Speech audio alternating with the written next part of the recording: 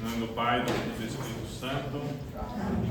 Espírito Santo, os vossos fiéis, e as igrejas do fogo do vosso amor.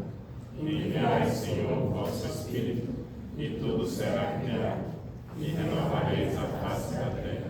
Oremos, ó Deus, que instruíste os corações dos vossos fiéis, com a luz do Espírito Santo, fazei que apreciemos retamente todas as coisas, segundo o mesmo Espírito, e gozemos sempre da sua consolação. Por Cristo, Senhor nosso. Amém. Senhor, nós te agradecemos por mais uma vez estarmos na vossa presença. Que o vosso Espírito de amor e de bondade nos conduza e nos guie, ilumine os nossos corações e a nossa mente para acolher a vossa palavra e a vossa vontade. Obrigado, Senhor, por tantos bens e graças que nos concedeste pela vossa misericórdia. Consola, Senhor, os que sofrem, aqueles que estão desempregados, famintos, aqueles que sofrem nas ruas, para que encontrem em vós a paz e a esperança. Em nome do Pai, do Filho e do Espírito Santo. Pois bem.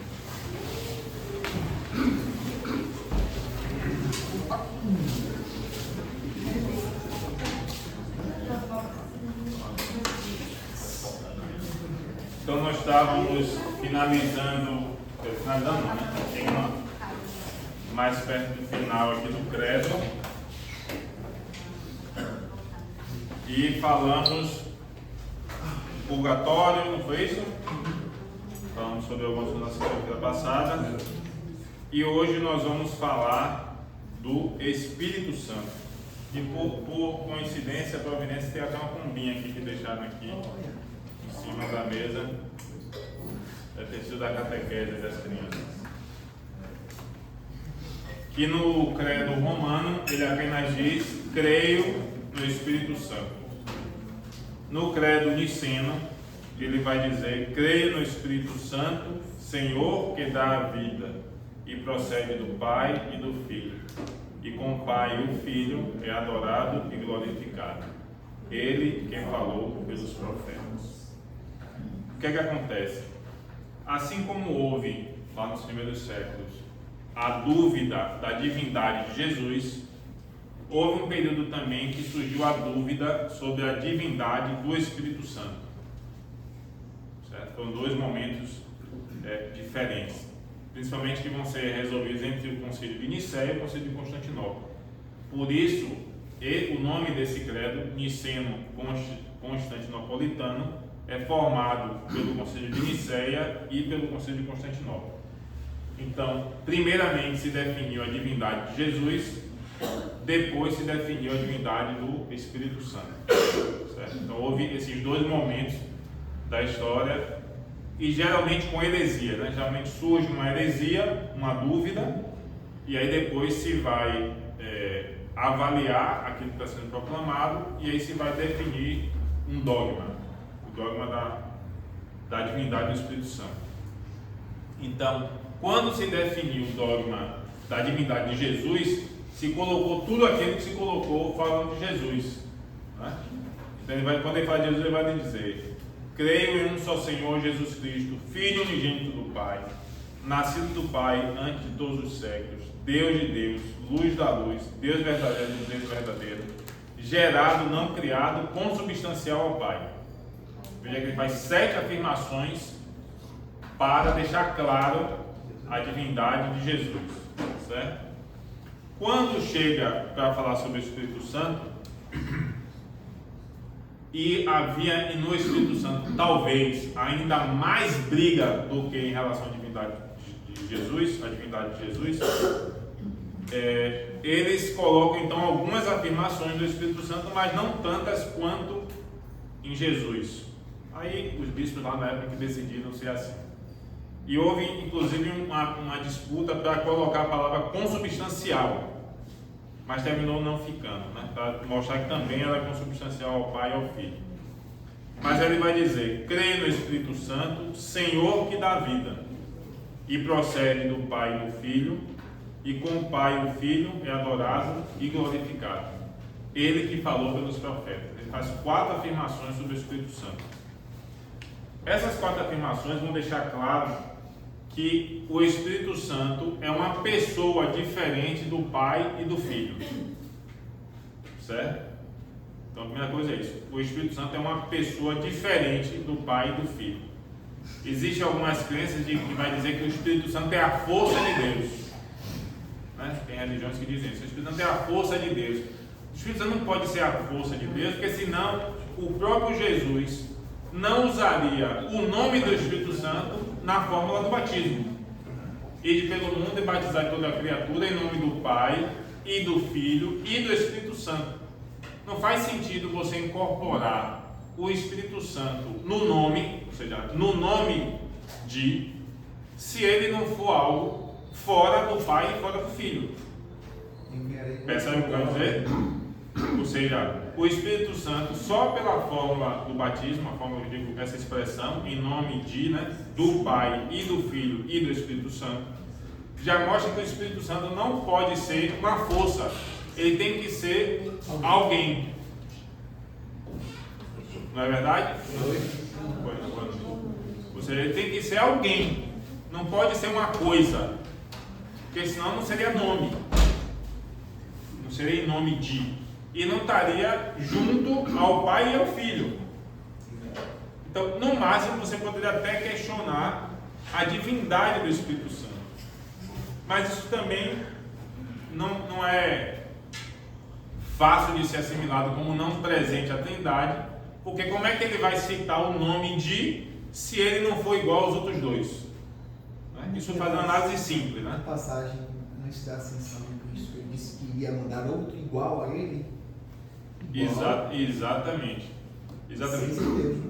Ou seja, eu não vos deixarei só, né? Enviarei o Espírito Paráclito, o Espírito Defensor. Ou seja, o próprio Cristo já anuncia a vinda do Espírito Santo. Bem, se ele vai enviar o Espírito Santo, significa que é alguém que vai estar conosco. E se ele é o Paráclito, significa que é uma atribuição a uma pessoa, porque Paráclito é advogado, defensor. Então, como é que o Espírito Santo vai ser uma força de Deus se o Espírito Santo é o advogado? Ou seja, não faz o menor sentido você dizer que o Espírito Santo não é alguém. Concorda comigo? Porque não, assim, a força do Espírito Santo é o advogado. Não, a força do Espírito Santo não pode ser advogado, porque você não pode atribuir a força a uma característica de pessoa. É uma coisa, eu vou mandar uma energia para você e essa energia é seu advogado. Não tem sentido. Então, o Espírito Santo é alguém, é uma pessoa. E então, vai se perceber que o Espírito Santo é uma pessoa tal qual o Pai e tal qual o Filho. Entender, eu já falei isso aqui várias vezes, é bom a gente lembrar. Entender a Trindade é um mistério. Tá? Pode falar sobre, mas não vai conseguir compreender. Já como é que as três pessoas são um único Deus. Aí eu lembro que eu falei aqui do Filho que procede do Pai, e o Filho é sempre Filho, e o Pai é sempre Pai. Não existe o Pai sem existir o Filho, né? As duas coisas passam a existir. Até a palavra existir não é próprio para falar sobre Deus, né? Mas os dois são Pai e são Filho ao mesmo tempo. Assim também é o Espírito Santo, porque o credo vai dizer que procede do Pai e do Filho, ou seja, o Espírito Santo vem do Pai e do Filho, mas não é um vem no sentido de que cria, não é uma criação, mas vem na existência. Ou seja, é difícil da gente entender o mistério, né? Porque vai se falar também que o Espírito Santo é a manifestação do amor. É como se fosse uma personificação do amor. É o Espírito Santo. Personificação no sentido de pessoa, né? De se tornar pessoa. De persona, né? Ou seja, a personificação. A pessoa do amor é o Espírito Santo. E por vezes o Espírito Santo é meio que ignorado. As pessoas às vezes não falam muito do Espírito Santo, meio que fica assim, escanteado, né? Como se fosse um negócio assim meio... Eu acho que isso acontece porque a maioria das vezes nós não é personalizar, mas nós não damos características físicas humanas ao Espírito Santo, digamos assim. Porque quando a gente fala do Pai, A maioria das pessoas imaginam que é um velhinho, um barbudo, né? O Pai, Deus Pai. Jesus é pessoa, então é automático, né? Ele é personificado humanamente, né? Ele tem características humanas, mas já falou que Deus Pai também não tem características humanas, né? Mas quando fala do Espírito Santo, não tem uma figura humanizada. O símbolo do Espírito Santo é o quê? A pomba, um negócio tão fuleiro, né? Assim, uma pomba, né? Um negócio simplório. Podia ser uma águia, né? Um falcãozão gigante, um negócio. Não uma pomba. Ou seja, algo simples, né? Mas vai demonstrar justamente a simplicidade. A manifestação simples. Oi? Quem escolheu essa? Deus, ele escolheu porque ele vai aparecer no batismo de Jesus, em João Batista. E a pomba geralmente era sacrificada. Por vezes a pomba era um sinal do sacrifício, o animal que às vezes era sacrificado. As pombas e as rolinhas, né? Só não eram pássaros. Então a pomba vai ter essa manifestação da pomba no batismo de Jesus. Então, boa noite. Quando Jesus vai ser batizado, vem a voz que diz: esse é meu filho bem amado, e aparece a pomba como sinal da presença do Espírito Santo. Então fica a pomba como um grande sinal do Espírito Santo usado em todos os lugares, e nas imagens, e nos quadros e tudo mais. Então não há um símbolo material que a gente possa atribuir ao Espírito Santo. E talvez por isso ele fique meio desprezado, assim, meio escanteado, né? Aí a gente vai ter também a manifestação forte do Espírito Santo aonde? Em Pentecoste.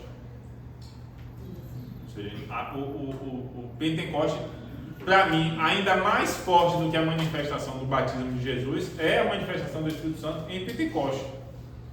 Porque ali é a vinda plena do Espírito Santo sobre a igreja e a sua permanência. Boa noite. Porque veja, o que é que Jesus vai dizer? Eu enviarei o Espírito Santo. Ele então vai enviar o Espírito Santo para que permaneça conosco. Diga. Não, é só para um comentário. Para te perceber a importância que a imagem tem na comunicação do Evangelho. Exatamente. A gente não tem a imagem do Espírito Santo, porque fica um negócio meio.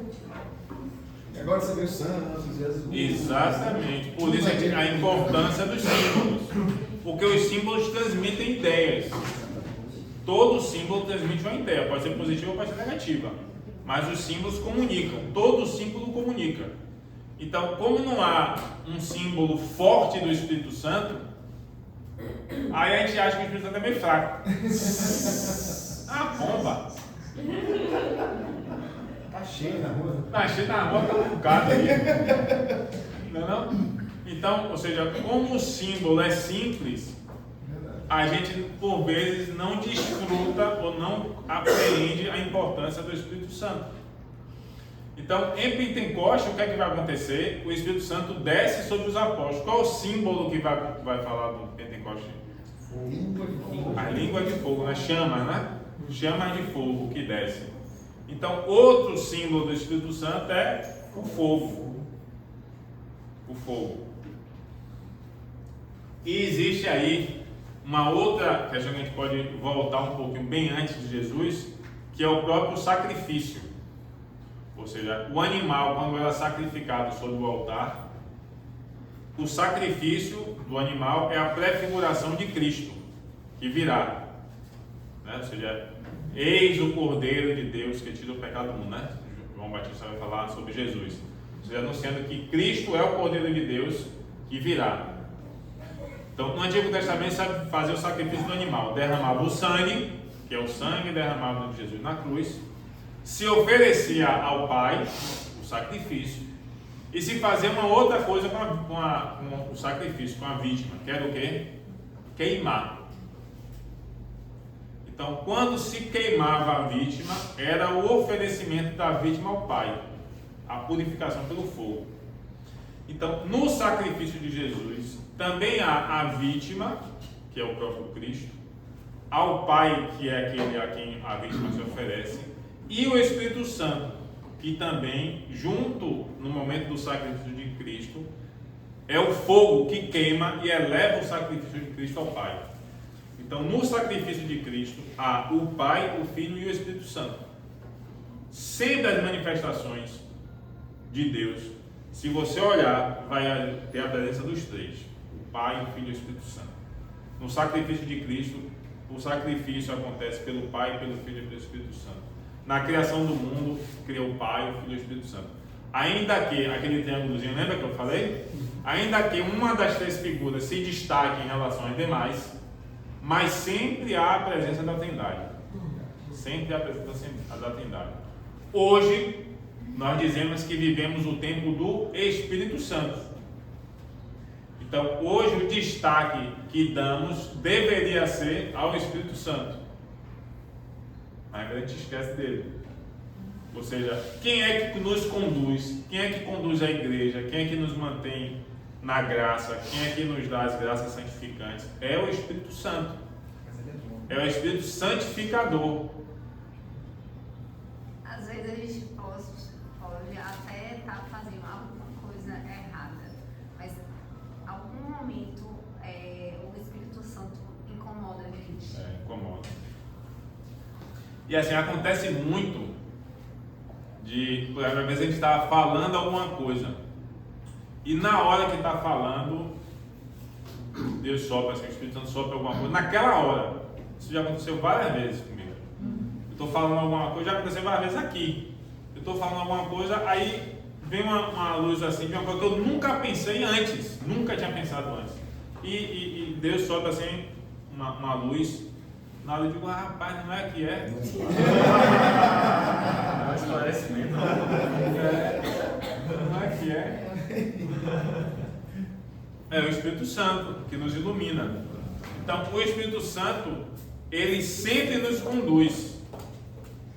E aí também vai se falar de um outro símbolo do Espírito Santo, que é o fôlego, né? O ruar, o vento. E vai acontecer no Antigo Testamento com o profeta que ele vai querer sentir a presença de Deus. Aí ele vai para um lugar deserto, um lugar distante, aí tem terremoto, tem um bocado de coisa e ele não sente a presença de Deus. Aí de repente vem uma brisa suave e aí ele se ajoelha porque ele vê que Deus está ali. Na brisa suave é que ele sente a presença de Deus. Não é nas grandes manifestações, digamos assim, né?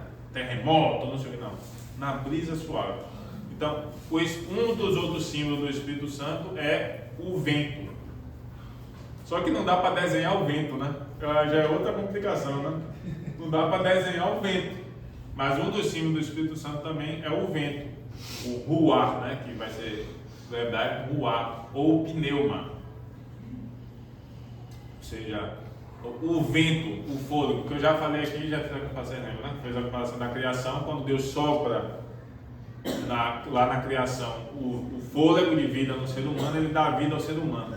O Espírito Santo vem também como o fôlego de vida que dá vida à igreja.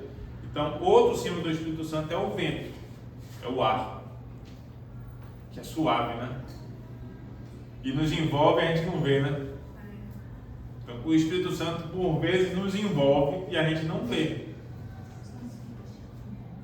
Então, o Espírito Santo tem uma delicadeza. Tem uma delicadeza que inspira, que conduz. Já percebeu que o vento conduz às vezes? Não sei se eu já falei isso aqui com a minha paixão de consumo. Já percebeu, não?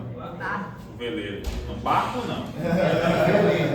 Veleiro, é um barco específico. Não venha me dar um barco de presente que eu não vou aceitar. Se não tiver uma vela nele, eu não quero. Nem pode levar embora, eu não vou querer. Bota a vela de 7 quilos. Então, um veleiro. Ou seja, o que é que conduz o veleiro? É o vento, né? O vento move, né? O vento vai mover. Então, o vento também move. Quando tem vento com fogo na floresta, o que é que acontece? O incêndio se espalha, né? Então, veja que são dois símbolos do Espírito Santo, né? O vento e o fogo. Então, quando nós estamos receptivos à graça de Deus, ao Espírito Santo, a gente pode causar um grande incêndio, só que não de destruição, né? Destruição do pecado, né? Mas de salvação. Então, o Espírito Santo pode realizar coisas extraordinárias. Extraordinárias. Veja que Pedro, quando vem Pentecostes, né? O Espírito Santo desce sobre os apóstolos, que ele vai pregar, o que é que acontece?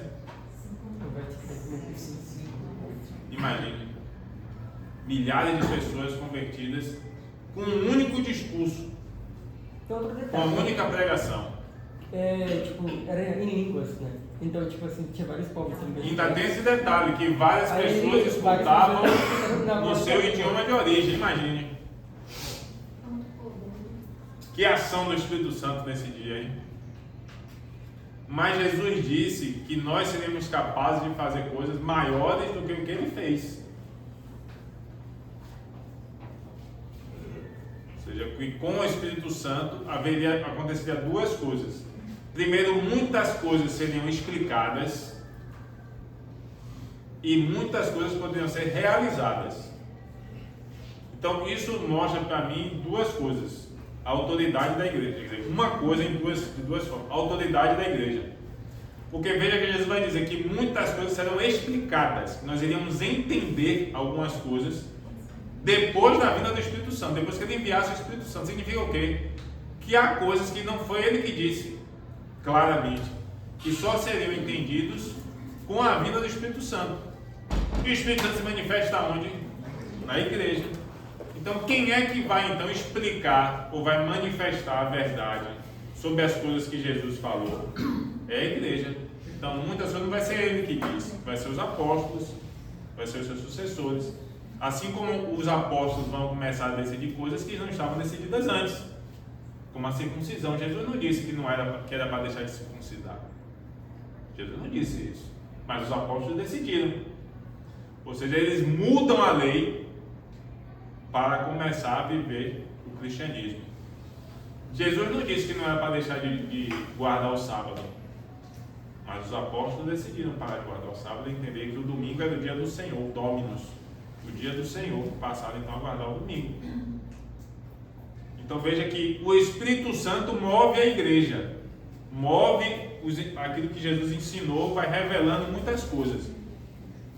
Então, a autoridade da verdade não está, quem já falou antes, só estou repetindo, sobre o livro, sobre a Bíblia, está sobre a igreja, que manifesta a verdade também através do livro. Ou seja, a igreja que tem o Espírito Santo vai manifestar e declarar que a verdade também está manifestada no livro, mas não unicamente, mas também de forma muito expressiva. Então, o Espírito Santo é quem vai movendo a igreja ao longo dos séculos e mantendo a sua fidelidade. Ainda que alguns membros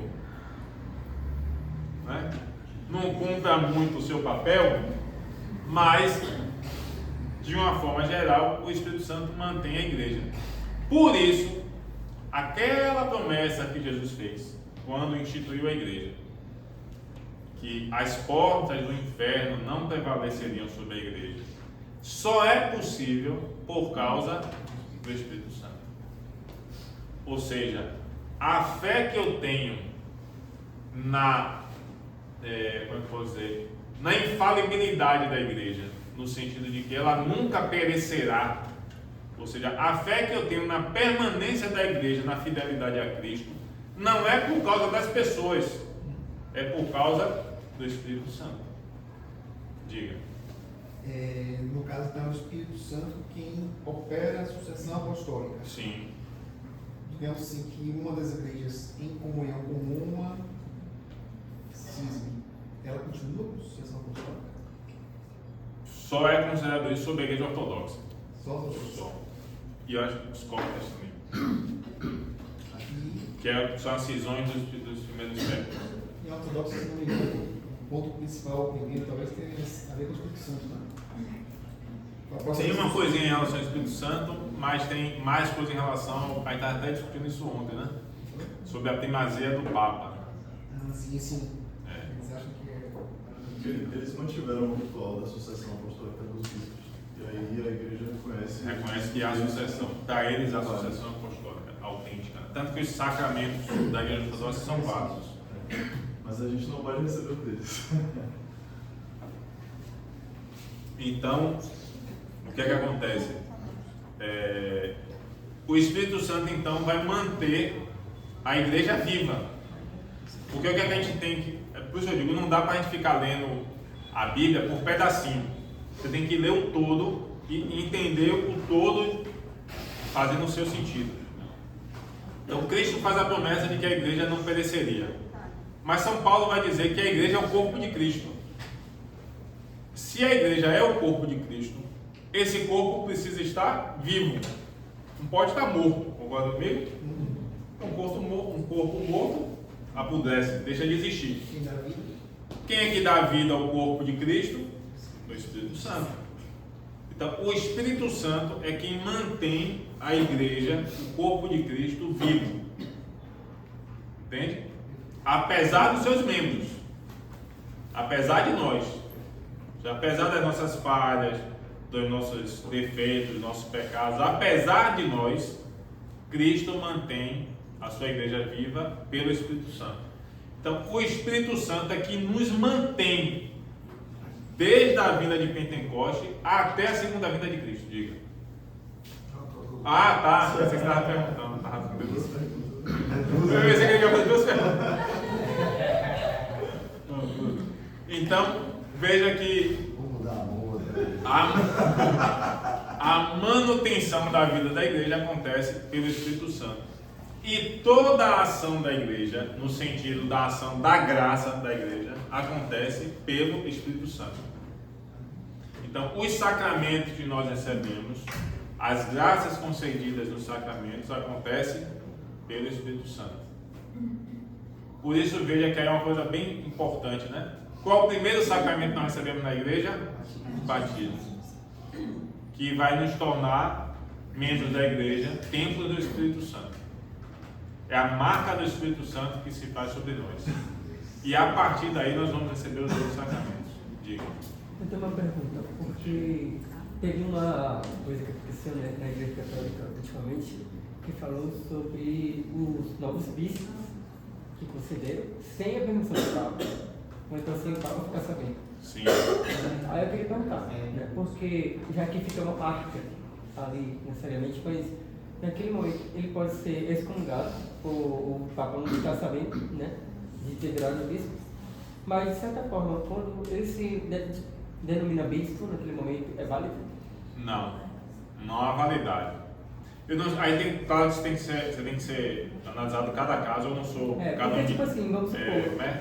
Bicho da igreja canônica, esqueci o termo que eu não sou especialista no assunto. Então, eu não posso lhe dizer em cada caso específico o que é. Eu espero a igreja decidir e dizer. Até porque eu não gastar tempo fazendo isso, que não vai ser inútil mesmo. Né? Minha opinião não vai valer nada mesmo. Então, eu espero a igreja decidir e eu acato. Então, há situações de bispos que abandonaram a igreja. Isso não é novidade dos tempos de hoje. Né? Aconteceu várias vezes.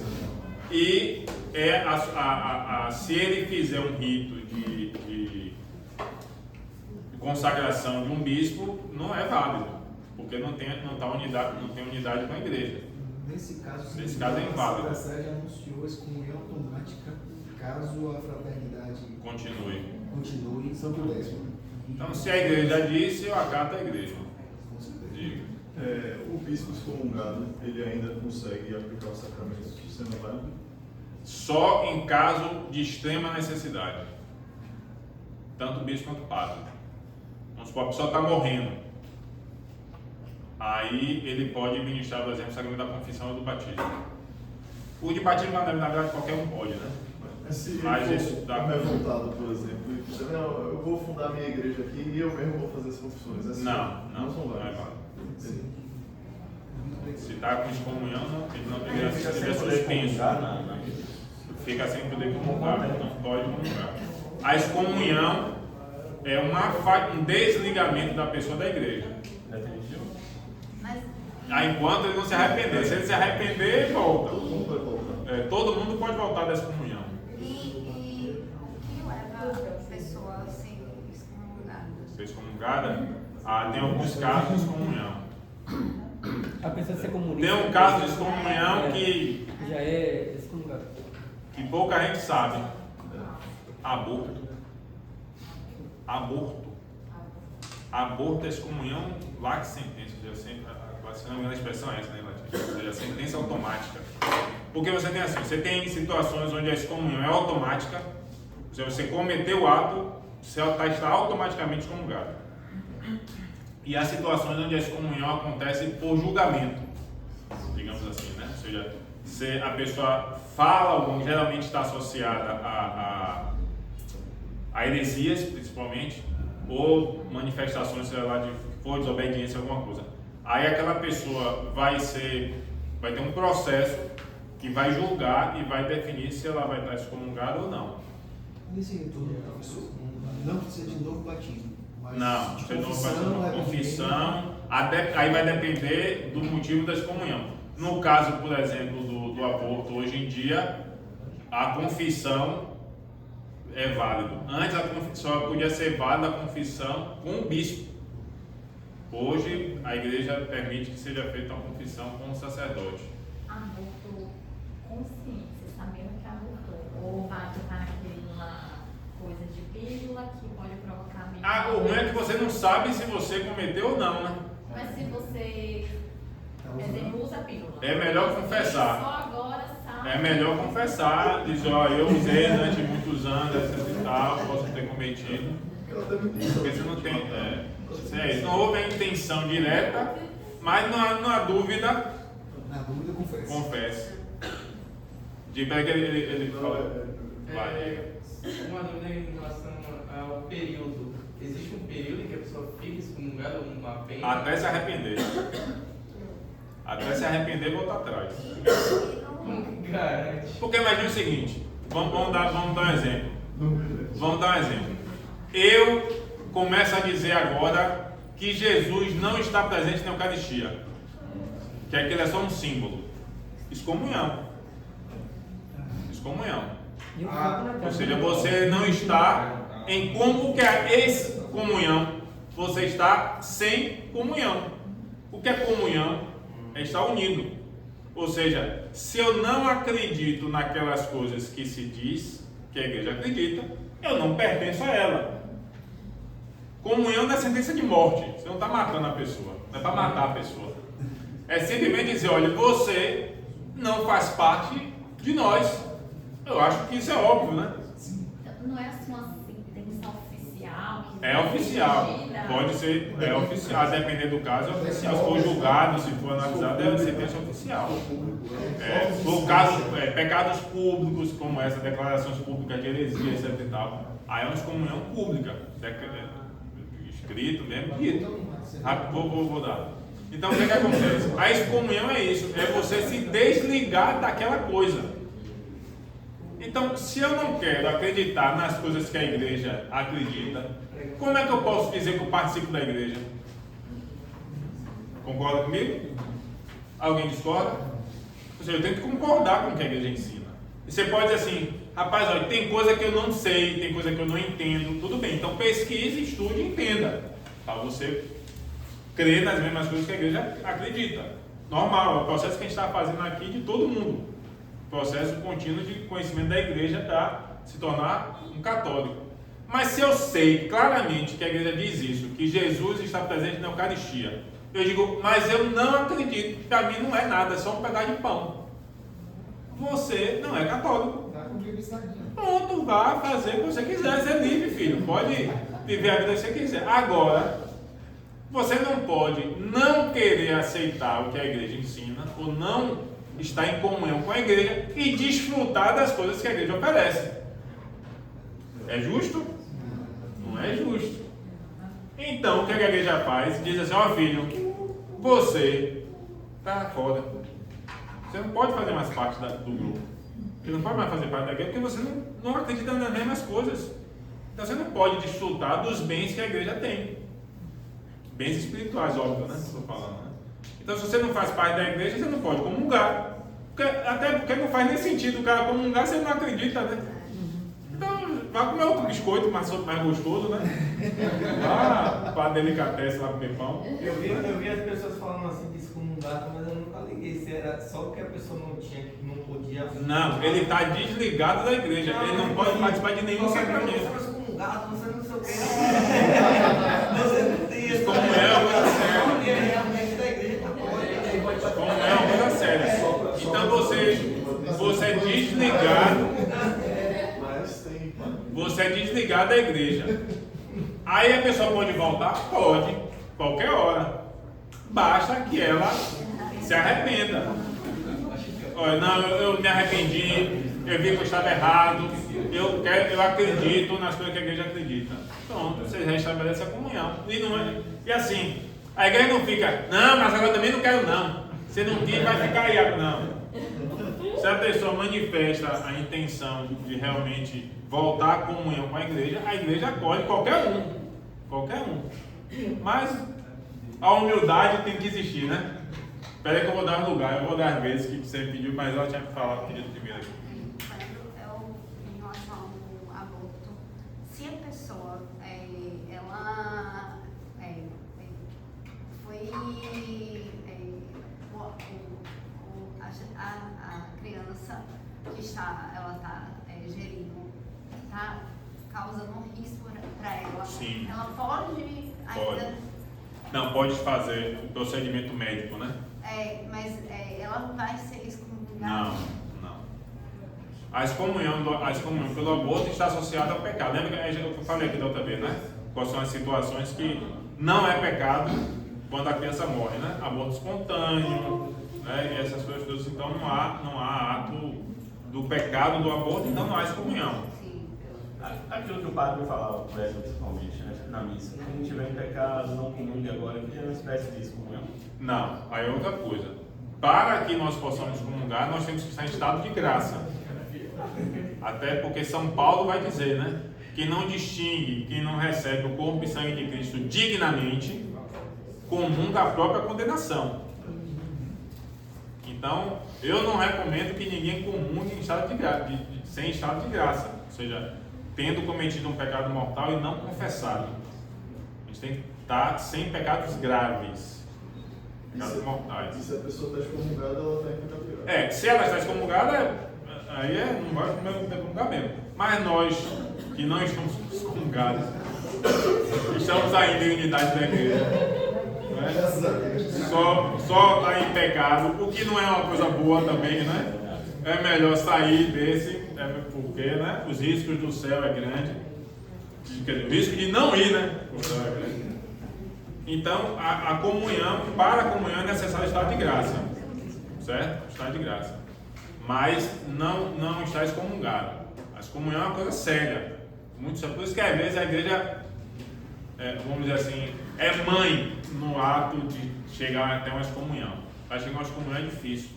A igreja dá várias chances, fala com a pessoa e até chegar a excomunhão pública, excomunhão pública não é assim.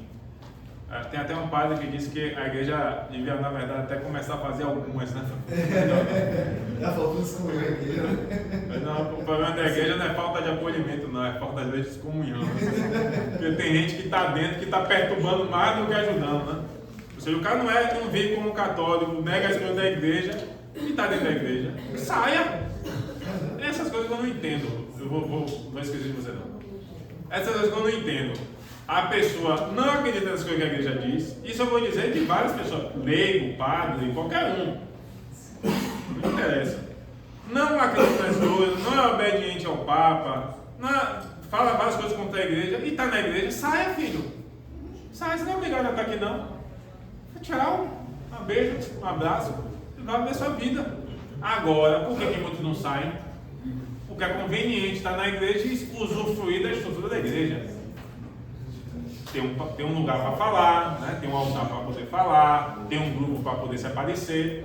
Saia, vá para fazer o seu. É que nós estamos errados, já que a igreja está errada e você que está certo. Tchau, um abraço, um beijo. Vá viver sua vida. Vá fazer o seu. Vai disseminar sua ideia pelo mundo, vá. Vá ter o trabalho que os primeiros cristãos, que os meus antecessores tiveram para chegar até agora. Vá ter o seu agora e faça, vai difundir sua ideia maluca aí pelo mundo, para ver se você vai conseguir. Peraí, antes de você, ele tinha pedido aqui. Então toda pessoa que está no pecado mortal, ela é excomungada? Não. Veja, o pecado é um ato feito contra Deus, e no caso dos pecados graves, que faz com que a gente perca a graça santificante, mas não a unidade. A excomunhão é o desligamento da unidade, ou seja, eu não estou mais unido à igreja. Tem a diferença? É como se fosse um documento oficial? Não é nem a questão do documento em si, é um desligamento espiritual, ou seja, eu não estou mais ligado ao corpo de Cristo, ou seja, eu não pertenço mais a Ele. Eu quis me desligar dele. Veja, aí há uma coisa importante, por exemplo, isso não cancela, por exemplo, o batismo. A pessoa continua batizada. Se ela voltar para a igreja, não precisa ser batizada de novo. Não precisa. Mas é uma declaração que você não quer mais pertencer àquilo. A excomunhão é isso. O que é a excomunhão? É dizer o seguinte, olha, eu não acredito mais nessas coisas que a igreja acredita. Porque veja bem, a igreja, ela não é um templo. A igreja não é um templo, não é uma construção. A igreja não é uma ONG. A igreja não é um clube. A igreja não é um CNPJ. Apesar de que ela tem CNPJ, apesar de que ela tem um templo, mas isso são necessidades materiais e temporais para que a gente realize certas atividades. Mas a igreja não é isso. O que é a igreja? A igreja é a unidade da fé. É a unidade dos sacramentos, é a autoridade de Cristo sobre a igreja. Isso é a igreja. A igreja é muito mais espiritual do que material. Então, ou seja, se eu não creio nas coisas que a igreja crê, eu estou deixando de ser igreja. Compreende? Ou seja, o que nos une como igreja é aquilo que nós cremos, não é aquilo que nós fazemos. Quer fazer, tem um bocado de gente que faz caridade, faz um bocado de coisa, tem, por isso é católico. O que é que nos faz católicos? O que é que faz de mim ser um católico? É vir para a missa? Não. É um bocado de gente vem para a missa, ainda é católico. O que é que me faz católico? É crer nas coisas que a igreja ensina. Isso me faz católico. Isso é que nos faz católicos, é crer nas coisas que a igreja ensina. Se eu não creio nas coisas que a igreja ensina, eu não sou católico. Pode ser um simpatizante, pode ser alguém que admira, pode ser qualquer coisa, mas você não é católico, você não faz parte da igreja. Fica lá fora e fala que é católico e termina até manchando a imagem da igreja. Mas falar, qualquer um fala, né? Exceto o mundo. Não sabe que ela fala um monte de besteira e termina. E o problema que eu vejo é de falta de identidade, conhecimento da identidade católica. Sim.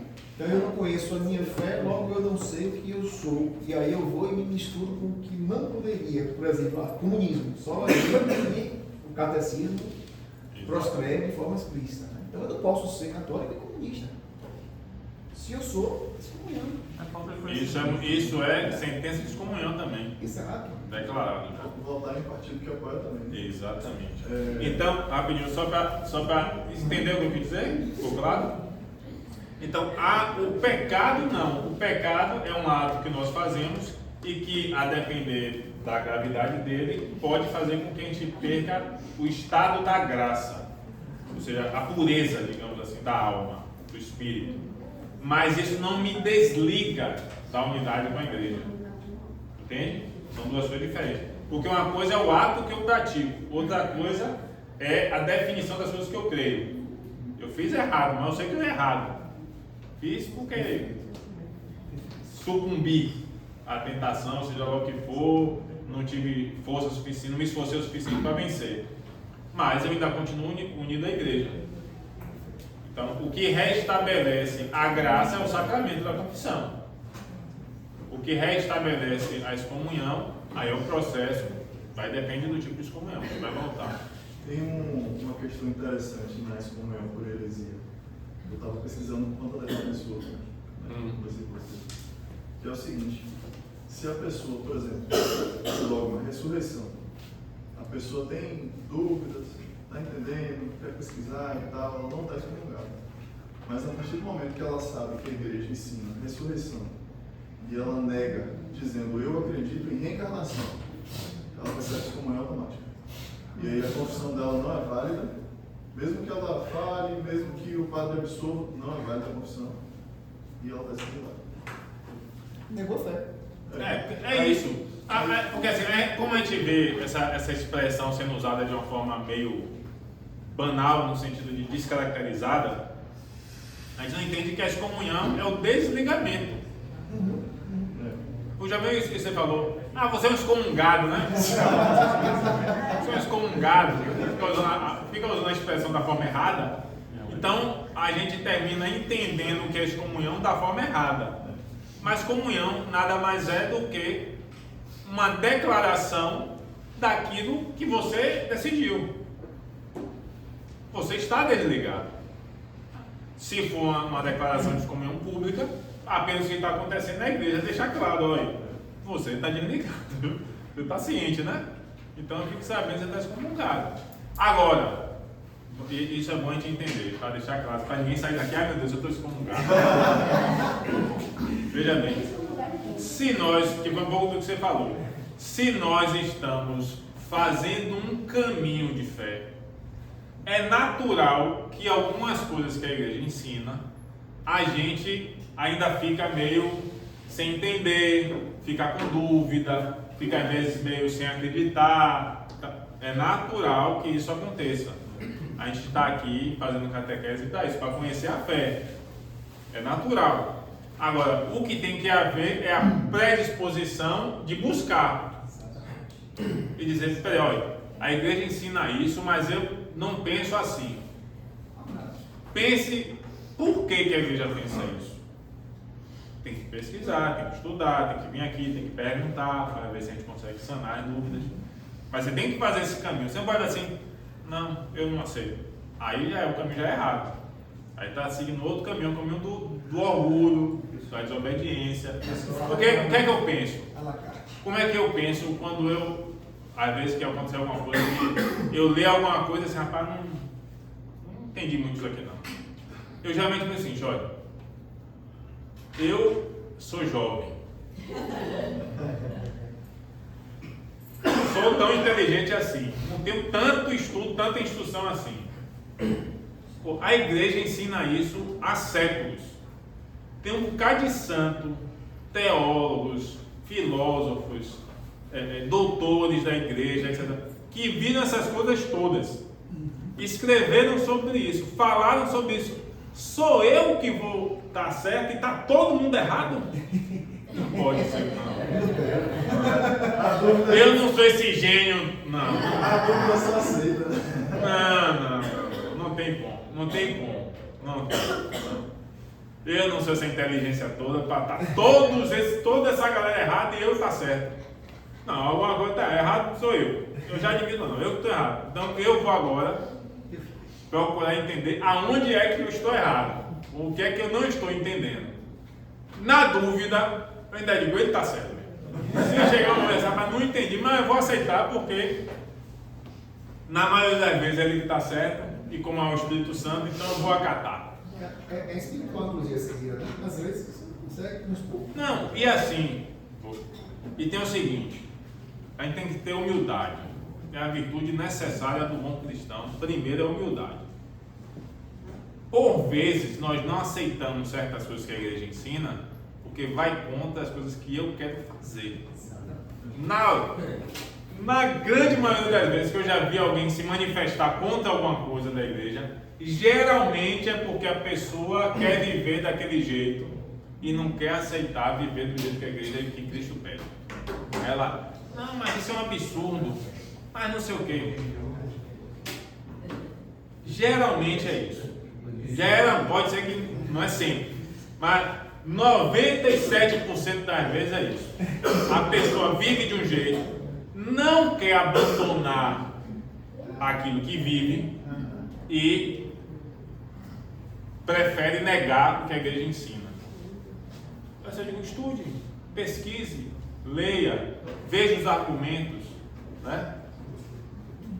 E você vai descobrir por que a igreja ensina isso. Agora, tem que ter humildade, tem que ter a abertura do coração e entender as razões, porque é assim. Senão não vai dar certo. Senão a gente não vai conseguir entender por que a gente quer se apegar à vaidade, ao pecado, está ali apegado aqui, não quer abandonar. Mas tudo bem, não quer abandonar, o problema é seu.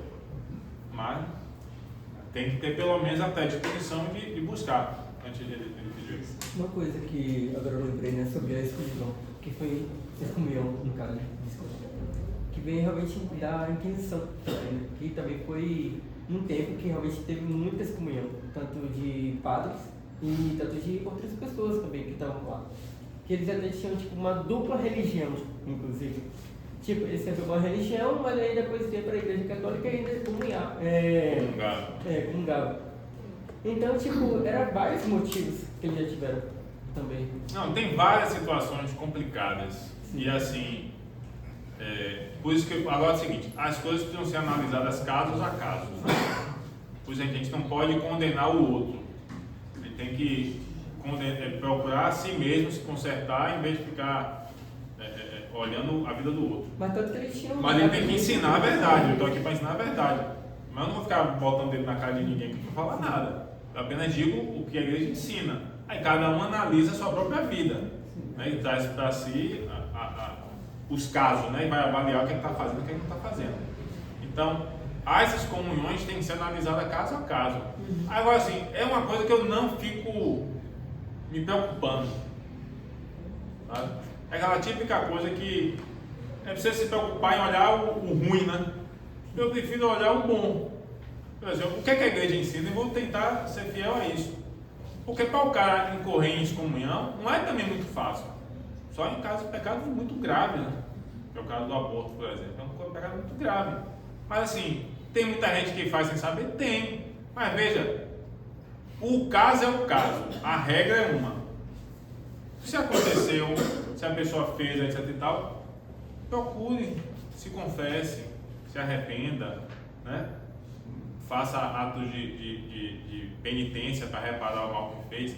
Ou seja, a gente não pode viver a vida de cristão olhando para a punição, olhando com medo. Eu tenho que olhar a vida como cristão olhando para a graça, para o amor de Deus. Entende? Porque quando a gente às vezes fala de temas assim mais negativos, digamos assim, né? De um aspecto mais negativo, a gente que não sei o que, aí termina gerando muito problema. Não, pensa o seguinte, Deus quer nos dar a salvação, Deus quer nos dar amor, Deus quer nos dar graça. Deus não quer excomungar ninguém. Agora, por que existe essa comunhão? Porque é necessário. Até para deixar claro, principalmente no que ele falou de questões de atos públicos, para deixar claro que aquela pessoa não está pregando aquilo que a igreja ensina, para que não leve os outros a incorrer em erro. Porque eu penso o seguinte, imagine, mesmo sem excomunhão, mesmo que não haja excomunhão, eu imagino a responsabilidade que a gente tem. Lembra aquilo que eu falei até uns dias atrás sobre justiça, que eu disse que a quem muito é dado, muito será cobrado? Muita gente diz assim, não quero saber nada não. Não. Imagine o seguinte, a responsabilidade que tem um catequista, a responsabilidade que tem um padre, a responsabilidade que tem um bispo, sobre as coisas que ele fala e que ele ensina. Se ele estiver ensinando uma coisa errada e levar um bocado de gente a fazer as coisas erradas, achando que está fazendo a coisa certa, vai pesar sobre quem o pecado dessas pessoas? Esse peso eu não quero carregar. Esse peso eu não quero carregar. Entende? Por isso eu sempre digo aqui, eu quero ensinar o que a igreja ensina. Se eu por acaso falar qualquer coisa, que alguém chegue para mim e fale, olha, você falou uma coisa errada ali. E a igreja não ensina isso aqui, tá? Na hora eu digo, me corrijo. Na hora, sem nem pensar 2 vezes. Eu não quero carregar o peso do pecado dos outros. Os meus já são muito para carregar, mas não tem que carregar o pecado de um bocado de gente. Entende? Então, existe uma seriedade, também deveria existir, para aqueles que ensinam. E tem gente que ensina coisa errada? Tem. Por exemplo, imagina um padre ensinar que o aborto é normal, assim, que não tem problema nenhum. Por exemplo, eu não vou nem tão assim, numa coisa muito radical assim, porque é mais difícil você achar. Sim. Mas, por exemplo, imagine alguém que diz assim que Não, você não é casado, vive com uma pessoa, mas você pode comungar. Imagine, velho. Você está levando várias pessoas numa comunhão sacrílega. Imagine. E eu já vi gente fazer isso. E dizer que o padre disse, né? Eu não vi o padre dizendo, mas as pessoas dizem. Já vi algumas pessoas falando coisas muito absurdas. Aí, imagine você assumir, porque você está assumindo a responsabilidade do pecado do outro, porque você está instruindo o outro ao erro. Claro, talvez não isente tanto o erro da própria pessoa, porque ela também às vezes já ouviu que está errado, e aí ouve um padre que diz que está certo e ela prefere acreditar no que diz que está certo por conveniência. Tem isso também, né? Mas se não for conveniência, Mas pode ser que a pessoa consultou, tinha dúvida, consultou o cara, o padre, ou seja lá quem for, diácono, qualquer um, e o cara ensinou errado. Eu não quero carregar esse peso não. Não quero não. Entende? Então, não é só a excomunhão em si, mas é a nossa conduta, aquilo que a gente ensina, sabe? Pode ser que a gente ensine alguma coisa até errado, achando que estava falando certo. Eu digo de coisas simples, né? De coisas banais. Não acontece, pode acontecer, vai acontecer com qualquer um, né? Somente está no início. Imagina o seguinte, eu comecei a dar catequese com 18 anos. Você acha que o que eu sabia com 18 anos é o que eu sei hoje? Com 30? De catequese. 30 catequizando. Quase. 27. 27 anos quase. 26 anos, né? Ele já arredondou para mais, né? Aí já achando que ele está benéfico para menos, não. Imagine. Então, ou seja, claro que o que eu aprendi ao longo dos anos, né, você vai aprendendo mais coisas, vai vendo. Não é possível que você não aprenda mais coisas. Não é possível, pelo amor de Deus. Então, é um porcalhão que não está fazendo nada, né? Eu tenho que aprender alguma coisa. Assim, ouvindo homilia, ouvindo palestra, eu tenho que aprender. Quem ensina aprende mais do que... Não, o ato de ensinar é algo extraordinário. Olha, eu sou muito grato a Deus por ter me dado essa vocação de dar catequese. Porque tinha uma coisa que até o Padre Paulo fala, assim, que quando a gente fala, né, quando a gente faz uma formação pré, fala qualquer coisa, aquilo que a gente fala serve muito mais pra gente do que pros outros. É verdade. Então imagine quantas vezes eu digo uma coisa aqui pra vocês, assim, a gente precisa ser humilde, eu digo, olha, eu tenho que tomar vergonha. Aí toda semana estão me jogando na minha cara o que eu não sou e o que deveria ser. Então, quando a gente ensina, né, quando a gente catequiza, quando a gente evangeliza, aquilo que a gente fala também serve para nós. Por isso, às vezes é difícil você falar porque você não está fazendo. Aí muita gente fala o erro por quê? Porque está vivendo no erro. E é mais conveniente ensinar o errado porque eu não acuso a mim mesmo, né?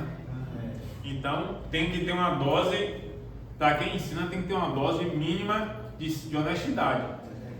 Então mesmo que certas coisas eu não viva, eu não posso dizer que é errado ou que é certo, né? No caso, eu tenho que ensinar a verdade. Porque veja bem, o que é que eu penso? O que é que eu penso? Eu sou um cara que faço conta. Eu penso assim, olha, se eu estou fazendo uma coisa errada e ensino que é certo fazer o erro, eu estou errando 2 vezes. Então é melhor só errar uma, não? É melhor me esforçar para corrigir esse erro do que cometer 2 e ter que corrigir e pagar 2 erros. Né? A conta aumenta, né? Eu prefiro diminuir a conta.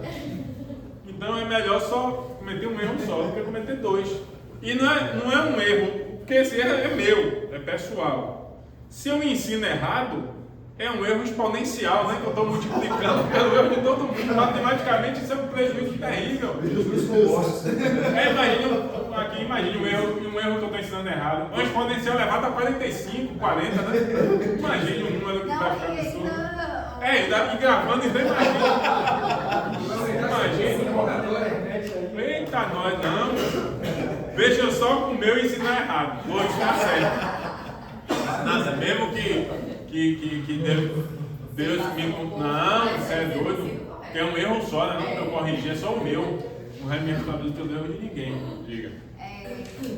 Eu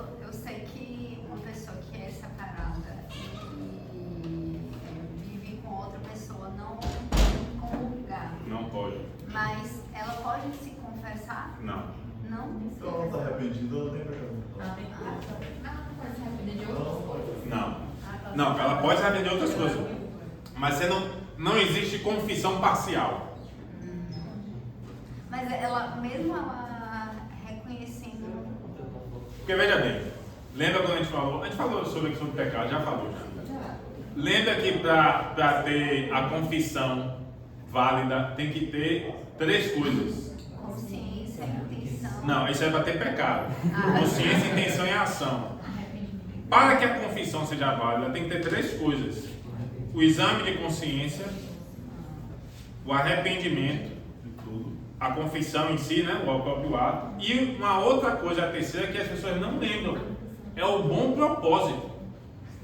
Sem bom propósito, a confissão não é válida. O que é o bom propósito? É dizer, eu não vou fazer mais. Porque veja bem, eu gosto sempre de dar esse exemplo, porque esse exemplo é mais marcante. Imagine que a pessoa é casada. Aí chega, aí bate na mulher. Não vou mudar um pouquinho, né? Que já uma mulher bate no homem. A mulher bate no cara. Dá uma paulada nele. Aí ele já chega, meu amor, me perdoe, eu tava de TPM, meus hormônios, não sei o que e tal. Me perdoe, mas eu fiz uma coisa errada. Agora, mês que vem, que vai vir de novo, você vai apanhar de novo. Tem um saco de pancada em casa. Pronto. Veja bem, a pessoa está dizendo que fez uma coisa errada, que está arrependida de ter feito essa coisa errada, mas vai fazer de novo. Então não há arrependimento. É só uma constatação de um erro, mas não há arrependimento, porque o erro pressupõe que você não quer fazer aquilo. Então como é que você está dizendo que está arrependido se você vai fazer de novo? Não há arrependimento. É o caso de você se confessar e voltar para casa. Pronto. Então a confissão só é válida quando há bom propósito, ou seja, eu não quero fazer mais, mas eu posso fazer. É outra coisa. É outra coisa. Você pode cair no pecado, até no mesmo pecado. Mas, pelo menos, no momento da confissão, o seu propósito é de não voltar a fazer mais. No caso da pessoa que vive sem estar casado, seja qual for a circunstância, porque não é só a pessoa que já foi casada. Se a pessoa não é casada e vive com outra pessoa, mesmo que ainda tenham sido 2 solteiros que se uniram, ela está incorrendo em pecado grave contra o 6º mandamento. Ou seja, ela vive uma situação contínua de pecado. Aí você vai me dizer que a pessoa vai escrever assim, não, eu estou arrependida, a partir de hoje não vou fazer mais. Casado? Não vai rolar, né? Vai rolar sim, eu tenho testemunho. Não! Pode acontecer, mas é muito raro. Fazer volta. Eu chegar na igreja agora e me confessar e voltar para casa. Não, tem casos, eu sei que tem casos. Específica. Diga. Há 3 anos e um pouquinho atrás, teve um mutirão de confissão. Sim. Eu sou casada há 12 anos. Sim. Né? Tenho uma filha de 5 anos. E no mutirão eu fiz meu exame de consciência, vim me confessar aqui, né? Como padre eclético. Sim. E eu não sabia mesmo. Que não podia confessar. Meu marido é divorciado. Agora a gente conseguiu a nulidade. Graças a Deus, tá resolvido. Ele era divorciado e a gente era casado no civil há 12 anos. E aí na confissão caiu, abriu um buraco no chão, assim, disse, meu Deus, e agora? Confissão quase de 2 horas, né? Como trabalhei. Padre Clédio, Não posso lhe dar absolvição. você vai ter que regularizar a sua situação. Que bom, viu? Teve um padre que realmente consegue. Vai regularizar a sua situação. O que é que eu faço? Eu não sabia nada de nulidade, nunca nem tinha ouvido falar em nulidade. Nada. Quando eu saí da confissão, chorei, horrores, Maurício, eu não vou poder mais. A gente não vai poder mais viver como casal. A gente fez um propósito, ficamos mais de 2 anos vivendo como irmãos debaixo do mesmo teto.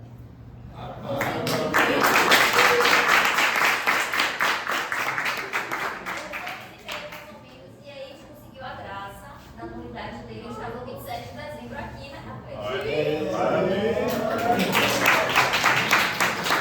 Tá vendo que a graça acontece? Isso é que é CNDF. Oi? Isso é que é CNDF. Veja como a sugestão, né? A graça é possível. E meu marido fez o processo sozinho, ele estudou, Foi? ele teve Mas não é conseguir para a unidade, não é algo. Quer dizer, tem um processo, mas dá para resolver. Mesmo com o nosso tempo de 2 anos e pouco, porque geralmente é um processo mais longo. Não, hoje em dia tem sido mais célere. rápido. Tem, graças a Deus tem sido mais célere. Os tribunais têm agido, mudaram algumas coisas e aumentou a estrutura dos tribunais e tem sido mais Você fácil. saber se vai conseguir ou não a graça, você chora. Mas imagina o seguinte, quando você fez esse propósito, graças a Deus seu marido também concordou, porque tem que ter os dois, né? Sim, sim. Tem que ter os Mas dois. concordou que estava Você não sabia quanto tempo ia levar, concorda comigo? Não sabia. Imagine se você desse esse mesmo testemunho há algum tempo atrás, enquanto estava no processo. Se você não sabia que ia levar 2 anos, podia levar 5, Mas a né? gente discutia sobre isso. Então, é isso que eu estou dizendo. Se, não, Tem que... se a sentença fosse negativa, se ele não conseguisse. É isso que eu ia falar agora. É. E se não conseguisse? E aí meu marido falava assim, vamos ter fé, Tati, vamos pensar nisso agora, não é? Deixa o problema vir aqui dentro. O problema com ele não embora. Aqui eu não vou separar de você, eu disse, eu não vou separar de você. A gente vai ficar vivendo como irmãos. Ele não vou. A gente já sabe a verdade agora, já conhece a verdade. Glória a Deus, que bom. Então, não dá pra você, uma coisa que você conhece, não dá pra você dar. Não dá pra voltar atrás, Não dá né? pra voltar atrás. Não, Dor, isso eu imagino. É confissão. Tem que, é isso, é clareza da fé. Mas eu acho o seguinte, isso aqui é bem opinião. Não tem como medir isso porque eu não estou na cabeça de ninguém. Mas eu diria que a grande maioria de nós, 95% das pessoas, elas têm consciência, mas preferem negar e ir contra a própria consciência só para não se corrigir, porque preferem viver no erro.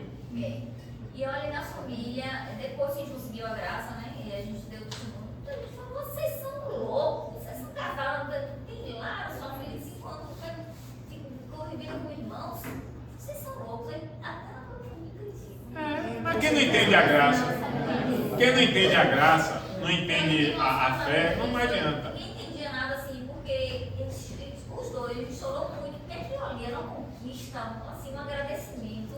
Imagina. Não tinha, Graças a eu não Deus. preciso ganhar mais nada. Eu não preciso ter graça mais nenhuma. Passagem por Tá céu. boa, né? A vida já tá boa, né? Diga. E esse testemunho, inclusive, é bom você contar cada vez mais para as pessoas. Dentro da igreja, às vezes tem até padre, como eu tenho um caso que eu conheço, de um padre ter juntado um casal de uma pessoa que era divorciada e não teve unidade. E o padre que apresentou um ao outro. Né? Então tem muito disso. Não muito de padre fazer isso é exceção, mas tem muita gente que. De achar que não assim, tem problema nenhum. e acha que não posso comungar, ponto. E não é só isso. Né? Então, isso serve de muita força para muita gente. É isso que eu ia falar agora, tocar nesse assunto. Não, Tem gente não, que padre que fica é sem ótimo. comungar, só que falar, preciso casar para poder comungar, mas não. Acho que é só, não estou indo na missa domingo, estou me esforçando, tenho fé em Cristo, estou fazendo obra, eu só não posso comungar. Pô, mas tem que acabar. Só não. É isso. Ó, você estiver na graça de entender a realidade da fé, buscar viver, né, o estado da graça, justamente por causa disso. Porque assim, não é só uma questão social ou meramente normativa. É estado de pecado grave. O pecado grave nos tira a graça do céu. Aquele padre Augusto, fantástico ele, que é da Canção Nova, né?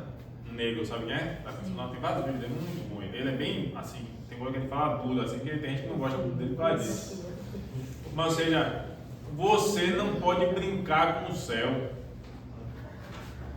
Ah, mas eu não sou feliz. Ah, mas não sei o quê.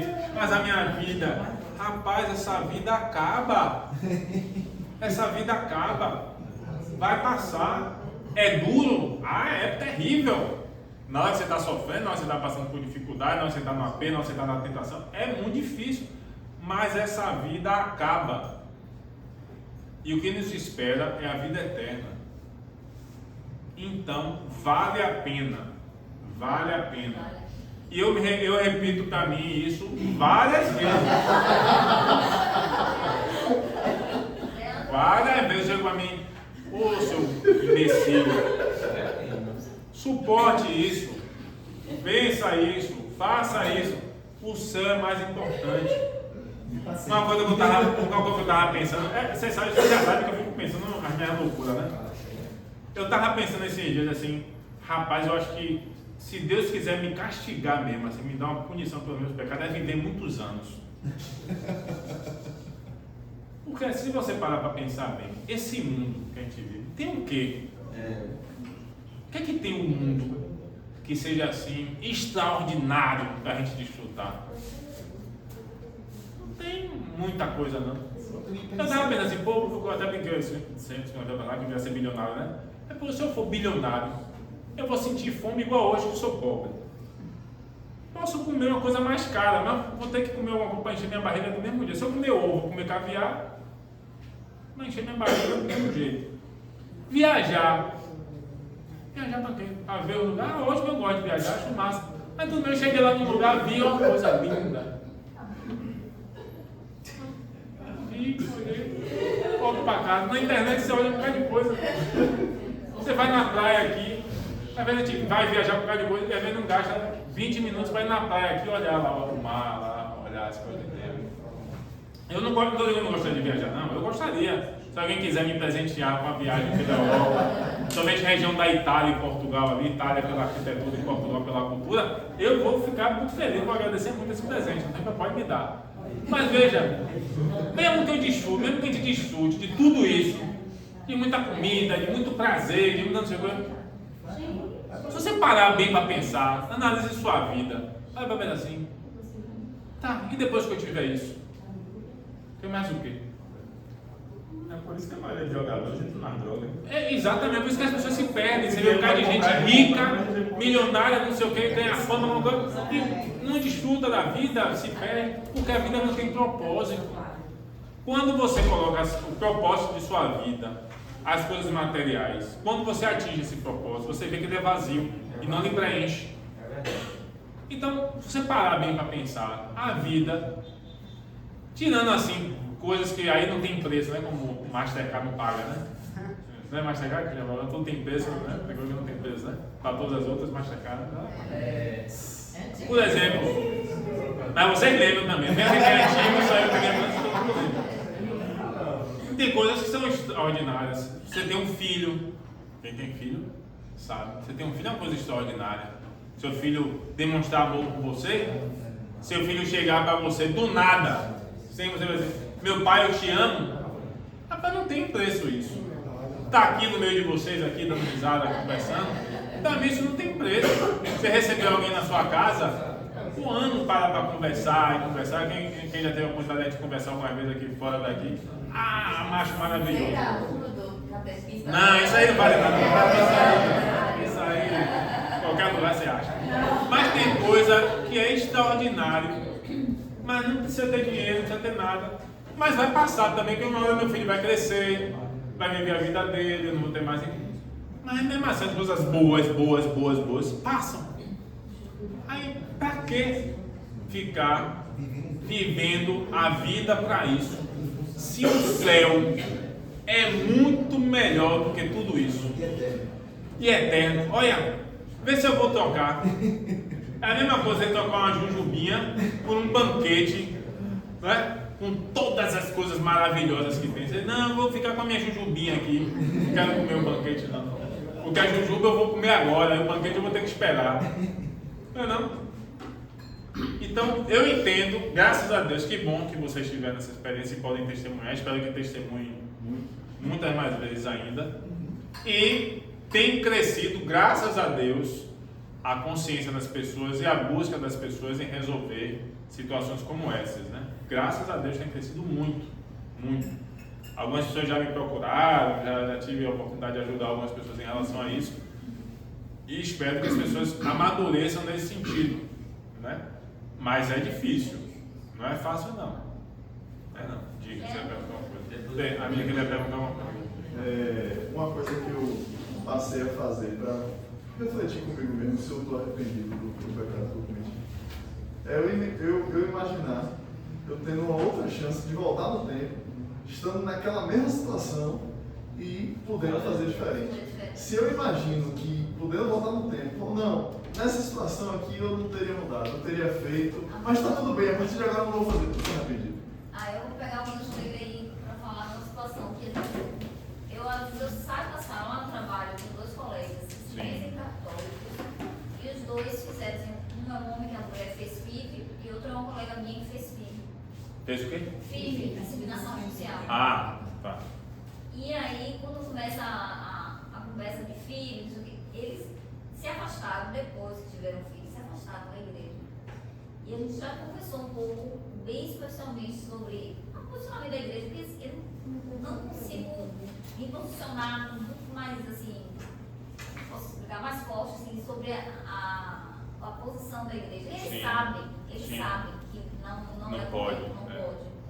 Nesse caso, se houvesse um arrependimento, não de ter um filho, é muito louco isso, porque você... Não, ele vai se confessar. Porque eles falam assim, eu teria feito novamente. Aí não está arrependido. É.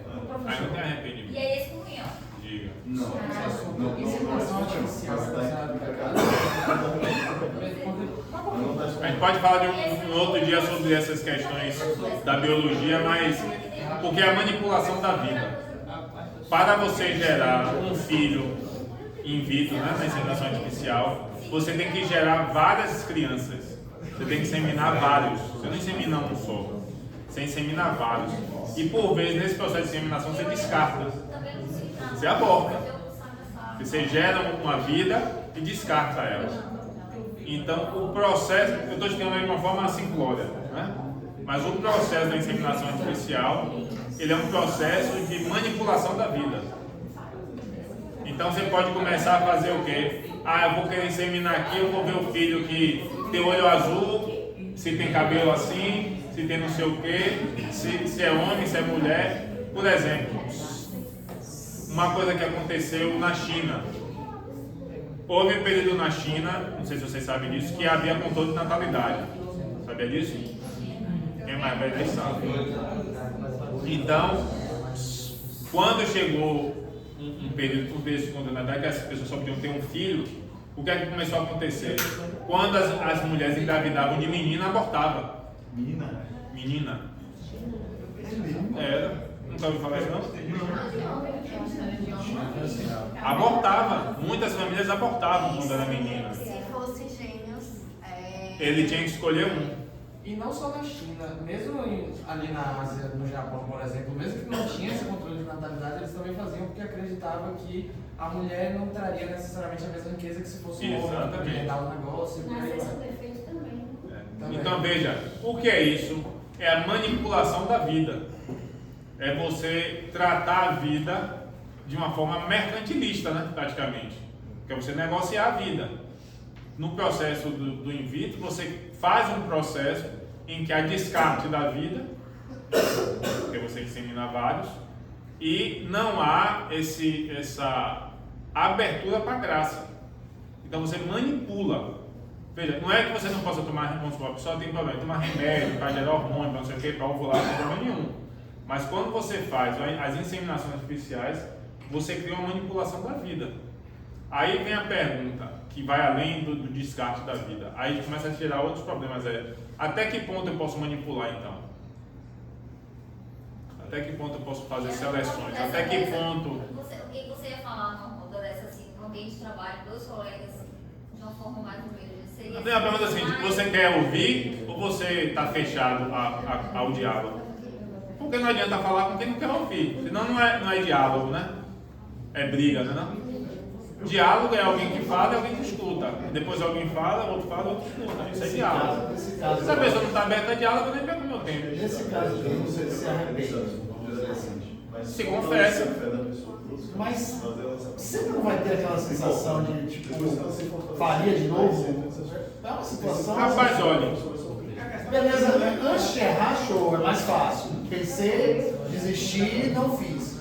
Mas Veja depois bem, que fez, a criança nasceu. você não vai diminuir o amor a seu filho. Concorda comigo? Sim, claro. Vamos supor assim, vou botar situações diferentes. Eu gosto de botar exemplos que fazem a gente refletir. Vamos imaginar dois jovens namorando, tal, faz o que não deve, engravida. Você faz o quê? Aborta? Eu tiro aqui. Toma. Você vai ter seu filho, correto? Você vai ter seu filho. Se você olhar para trás, você entendendo que isso foi um pecado, você está arrependido do pecado que fez? Sim. Pronto, mas você não deixou de amar seu filho por causa disso, deixou? Não. É simples. Veja, não, você se arrepender de um erro que você fez não significa você querer apagar tudo aquilo que aconteceu depois. Entende o que eu quero dizer? Ou seja, você sabe que foi um ato, que foi um pecado. Se arrepende, se arrepende. Mas você não pode mudar, pode? Você não pode apagar mais. Não tem como você voltar a apagar. Faria de novo daquela mesma forma? Não, se você está arrependido, não. Mas não é possível, porque não adianta conjecturar para coisas que não são possíveis. Senão você vai enlouquecer. Não, tô dizendo. Porque veja bem. Veja bem, vou dar um outro exemplo. Vou dar um outro exemplo que é mais pesado. Se prepare. Se prepare. Não, pode gravar. Pode gravar. Vamos supor que você conheceu um homem maravilhoso, bom, honesto, um pai maravilhoso. Você casou com ele, teve uma vida extremamente feliz. Feliz, meu irmão. Um casamento maravilhoso. Vocês viveram décadas juntos e foi extraordinário sua vida com ele. Ele morreu já, mas você teve uma vida maravilhosa e etc. Então, filhos maravilhosos, foi tudo maravilhoso. Mas você conheceu ele, ó, é pesado, se prepara. Você conheceu ele na delegacia, quando você foi denunciar um estupro. Você se arrepende, você acha que foi bom você ter a violência? Mas a violência lhe gerou a maior felicidade de sua vida, que foi conhecer um homem maravilhoso. Aí a pergunta, você então desejaria não ter acontecido? Claro, você desejaria não ter acontecido. Mas aquilo que aconteceu, mesmo tendo acontecido, veio coisas boas, positivas depois. Mas negar o ato primeiro não significa você negar toda a sua vida que vem posterior ao ato. São duas coisas diferentes. Porque você não sabe o que foi que aconteceu. Você gerou um filho, o casal namorou lá. Não foi a primeira vez que... Quer dizer, pode acontecer, né? Mais raro. Pode ser que a primeira vez que teve relação engravidou, mas provavelmente não foi. Então você cometeu vários pecados iguais e um deles levou à geração do filho. Então você se arrepender do pecado cometido não significa você querer que a sua vida inteira posterior fosse apagada. Percebe? Você é resultado de tudo que aconteceu. Exatamente, a vida nossa é um resultado de escolhas diversas. A consciência. Então, um ato errado que aconteceu, veja, eu nem estou falando do pecado que você fez, porque não é algo que você fez, foi algo que você sofreu. Mas você vai dizer, ah não, foi maravilhoso para mim ter sofrido isso. Não foi. Mas esse sofrimento que você passou, foi o que fez com que você conhecesse a pessoa. Percebe o que eu quero dizer? As coisas acontecem na vida. A gente não pode ficar fazendo associações ou conjecturas que não são possíveis. Então, eu me arrepender de um pecado que eu cometi, ainda que esse pecado tenha gerado um filho, não significa que eu estou negando o amor de meu filho, nem que eu queira pagar a existência de meu filho. São duas coisas diferentes. Por quê? Porque de um mal Deus pode tirar um bem. Por exemplo, ela pode não ter, pode ter feito o filho e não e gerou a criança, mas ela não faria de novo. Exatamente, não faria de novo. Não é que ela vá voltar atrás no tempo e mudar, não sei o quê. Não é arrependimento. Tem que dizer assim, olha, o que eu fiz é errado. Eu cometi um erro, foi um pecado. Mas Deus, pela sua infinita misericórdia, me permitiu que mesmo no erro, eu tivesse meu filho que eu amo. Mas eu fiz um pecado que não deveria ter feito. Mas não posso mudar. Não posso voltar atrás e apagar. Mas se eu volto... Não, você não pode fazer isso. Você seria condenado ao resto da vida, né? Então, exatamente, não haveria arrependimento dos pecados. Entende o que eu quero Na dizer? verdade, Então, pode faltar até clareza para a pode interpretação faltar da clareza, pessoa. exatamente. Porque, por exemplo, a pessoa pode, quando gera uma pergunta, se arrepende, ela pode falar, me arrependo. Não me arrependo. Por estar interpretando da forma errada. Talvez com essa explicação que você deu, porque ela pode dizer, quando eu falo não me arrependo, eu estou negando o que aconteceu, estou negando meu filho vir, e estou tipo assim, dizendo, não faria de novo porque eu não quero mais ter ele. Então, São talvez duas o que coisas falta é diferentes. clareza, às vezes não é nem a pessoa está errada, às vezes falta a Exatamente. clareza de alguém explicar para ela. são duas coisas Você diferentes. pode se arrepender do que você fez e você não está negando o que aconteceu. Quer ver uma coisa? Só um instantinho. Meus pais se separaram. Por vezes eu acho que para eles não foi um bom negócio terem casado. Não acho que foi um bom negócio para eles terem casado. Até eu teria conversado com minha mãe sobre isso. Sinceramente, para você pode não ter sido um bom negócio casar com meu pai. Mas para mim foi a melhor coisa que você fez na vida. Porque se você não tivesse casado, eu não tinha nascido. Ou seja, as consequências das coisas são diversas, que a gente não tem controle. O que eu posso controlar é o que eu vou fazer a partir de agora. Isso eu posso controlar, o que eu vou fazer a partir de hoje. Mas os erros cometidos no passado, a única coisa que eu posso fazer é me arrepender. Sinceramente. Então, se eu pudesse voltar atrás, eu não faria, porque é um pecado, ofende a Deus e é um mal. Mas Deus é tão bom que mesmo do mal ele tira um bem. Então, eu sou arrependido pelo meu pecado, mas sou grato pela graça. Essa associação que tem que fazer. Eu me arrependo pelo meu mal, mas sou grato pela graça que Deus me concedeu, mesmo no mal, mesmo no pecado. Assim, não é expectativas para você conseguir a vida. Sim. Então, assim, o fato de eu vir realmente brigar, ainda assim é uma graça. Eu vejo assim. Mas é uma manipulação. Mas É uma manipulação. A pergunta é, até que ponto isso vale? Porque você está descartando uma vida por causa de outra, né? Então, qual vida vale mais? Como assim? Não entendi. Porque está fazendo um processo da inseminação. Você descarta algumas crianças, né? Então não tem amor. Tem. Mas esse é o principal problema. Mas o principal problema é esse, não é a criação nova, é a execução das outras. Você fecunda vários e escolhe os melhores. Mais de 10 mil. a ciência trabalha contra a igreja ou... A ciência trabalha em favor de si mesmo, né? Na verdade, a ciência não é nada, né? Quem são as pessoas, né? religiosa parece que é muito contra. Não. A ciência não é uma pessoa. A ciência é um conhecimento. A questão é quem faz o uso desse conhecimento. Aquela coisa, A criação da bomba atômica, né? Que é um grande dilema, né? Que se fala na época, né? Ele se arrependeu de ter inventado. Foi rapidinho que eu vou dar a palavra dele. Que ele se arrependeu de inventar a bomba atômica. Foi uma coisa boa? Não. Ciência é ciência, né? Conhecimento é conhecimento. Agora o uso que você faz desse conhecimento é outro. O negócio está rendendo aqui, eu vou. Não, porque veja bem, tem uma coisa, eu gosto dessa reflexão. Na época do nazismo, vários cientistas nazistas fizeram experiências com seres humanos terríveis, cruéis. Congelava o braço da pessoa e vinha quebrando assim, ó, para ver as reações que a pessoa tinha. Pegava, até livros documentados falando sobre isso, eles pegavam gêmeos e faziam experiência com um e com o outro para ver as reações que tinham diferente em cada corpo. Terríveis, coisas absurdas mesmo assim, tenebrosas. Mas adquiriram vários conhecimentos da biologia do corpo humano, vários, e que são usados.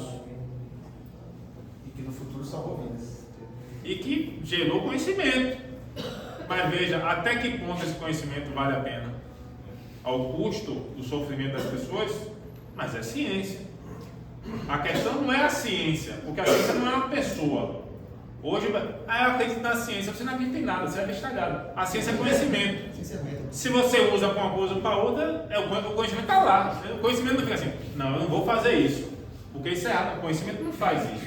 Conhecimento não tem escolha, é o saber ou não. Você sabe ou não sabe. A questão são as pessoas.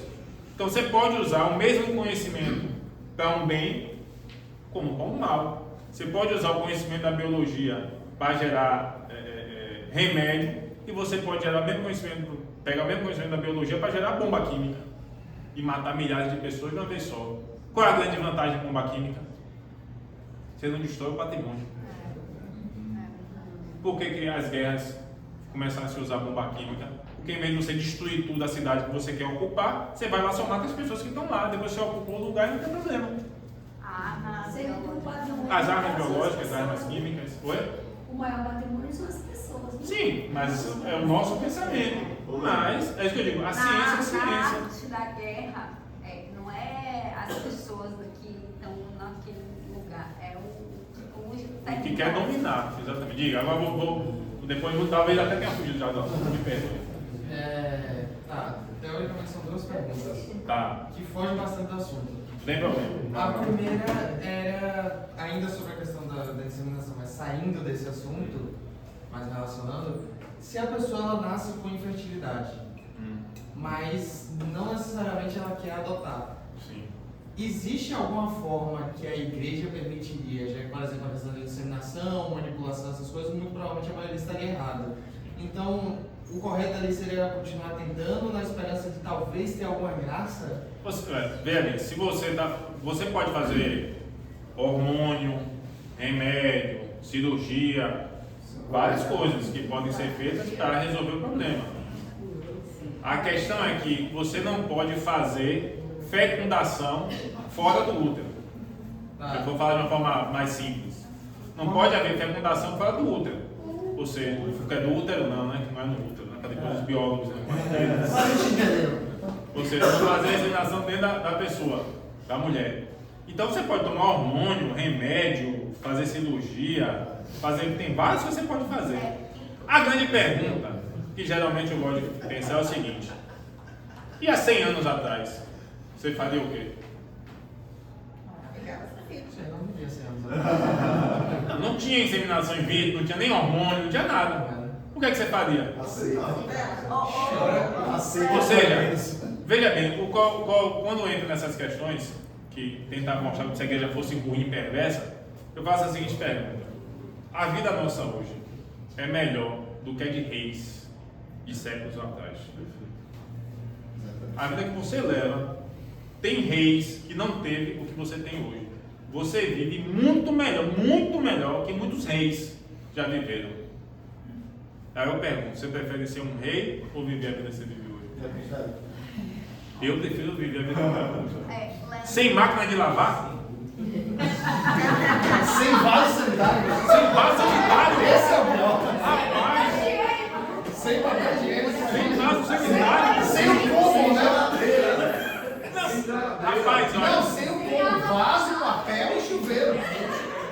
Você carregar água, quem já viveu situações, talvez alguém tenha vivido situações de pobreza aqui, que às vezes você carrega água na cabeça, meu velho, da fonte.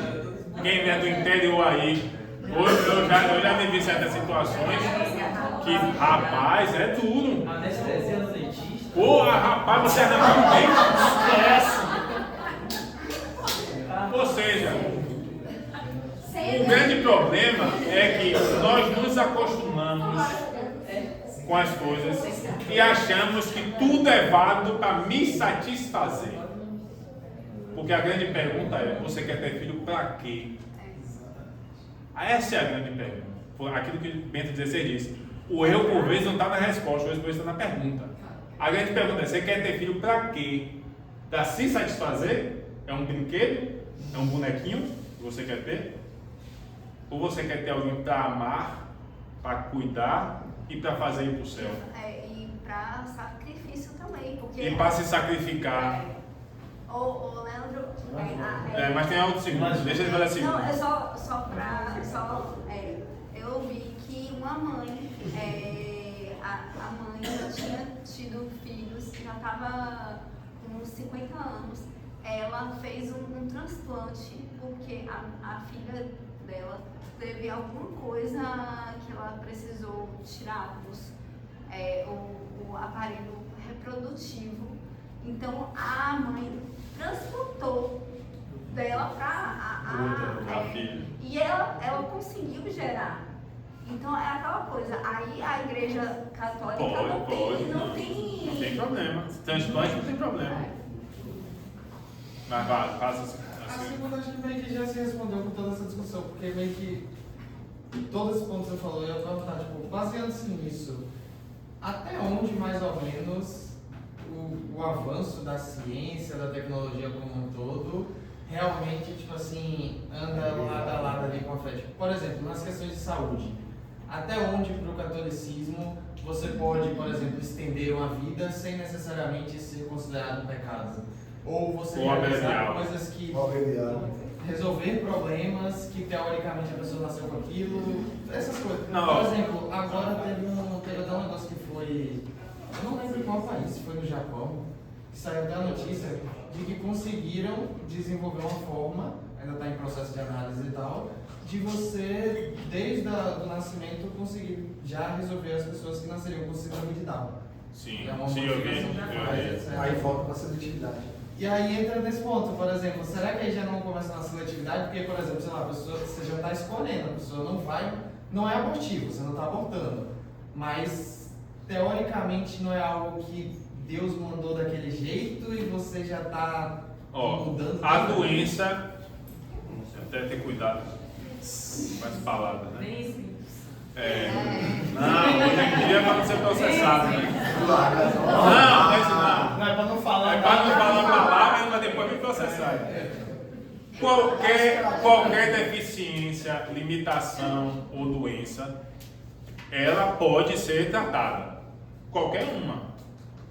Mental, física, psicológica, qualquer coisa pode ser tratada. É tanto que Jesus cura. Sim, pode ser tratada. Agora sim, até onde vai? Até onde não haja manipulação da vida. O que é manipulação da vida? É você usar uma vida para fazer alguma coisa. Por exemplo, células-troncos. Existe problema em células-troncos? Não. O problema é a célula-tronco embrionária. Porque existem diversas formas de obter célula-tronco. A grande questão é que você não pode usar célula-tronco embrionária. Por quê? Porque você fecunda uma criança e mata ela para usar as células-tronco dela para fazer outra coisa. Então, o grande problema é porque, veja, você está usando uma vida para trazer um benefício para outra. Qual vida é mais importante? É você dar valor à vida, uma mais do que a outra. Se todos somos iguais, se toda a vida importa, se todos nós temos a mesma dignidade, então não pode ter uma vida maior que a outra. Então, a ciência, ela pode fazer milhares de coisas. Eu digo o seguinte, a faixa do que não se deve fazer é desse tamanho. O que pode fazer é um leque absurdo. Inclusive, até no estudo das células-tronco embrionárias, algo que eu já vi alguns artigos falando sobre isso, ela é muito menos eficiente do que usar as células-tronco embrionárias da própria pessoa. Aí você pode tirar do dente, você pode tirar de um bocado de lugar que você pode gerar. Porque gera incompatibilidade, é a mesma coisa de transplante, você está tirando um óvulo. Isso foi embrionário, que a probabilidade de compatibilidade é maior do que a própria. Exatamente. Então veja que as coisas que nós podemos fazer são imensas. Imensas. Imagina os tratamentos que a gente tem hoje. Tem coisas fabulosas que a gente consegue fazer hoje, que há 50 anos atrás, que há 20 anos atrás não fazia. A grande questão é, tudo vale a pena? Tudo vale a pena? Ou seja, vale a pena qualquer coisa para atingir aquilo que eu quero? Aí entra a questão moral. Aí é a questão ética e moral. Qualquer coisa vale a pena para alcançar o meu objetivo? Ou seja, qualquer coisa vale a pena para eu ter um filho? Qualquer coisa vale a pena para eu não ter a doença? Qualquer coisa vale a pena para ter aquilo? Essa é a pergunta. Porque tem que ter um limite, né? A não ser que a pessoa acha que não tem limite para nada. Basicamente é você sempre se perguntar se você está fazendo o que você falou, né? Pagando duas vidas. Quando você usa uma vida, por exemplo, você tem um filho que está doente e ele tem um procedimento cirúrgico que pode salvar a vida dele e que custa 5 milhões de reais. Eu me endivido a vida inteira vendo um rim, se for possível, um pulmão para tentar salvar a vida de meu filho. Agora, se for tirar de um nível que está ali... Agora, se isso valer R$1 e custar a vida de uma outra pessoa para salvar a vida do meu filho, eu não quero. Porque a vida do meu filho não vale mais do que a vida daquela outra criança. Entende? É o peso que a gente dá para a vida. Porque senão é só discurso bonito. Porque hoje o que a gente mais tem é discurso bonito. A vida, não sei o quê. Mas tem um preço. Inclusive de sacrificar um que não quer ser sacrificado para salvar vários. Então não é nem somente o de um para um. Né? Agora, se a pessoa quiser sacrificar, outra coisa. Porque a igreja ensina também que, mesmo que você tenha o objetivo de fazer um bem maior para muita gente e tal, se isso passar por meio de um pecado, não é para fazer. Entendeu? E sobre essa questão que ele comentou, é aquela coisa, né? Cada um tem uma cruz diferente para carregar. E cada cruz diferente, a gente tem a oportunidade de dizer sim a Cristo ou dizer sim para nós mesmos. Não é? É sempre uma tentação diferente que cada um tem. E uma outra coisa, eu estava estudando e eu vi que, às vezes, isso faz muito sentido, né? Como você falou que Deus ele sempre tira um bem maior de algo que aparentemente, posso dizer... Que foi um mal. Foi um mal e ele tira um bem. Foi um mal. Mas, por Pode exemplo, negar que foi um mal.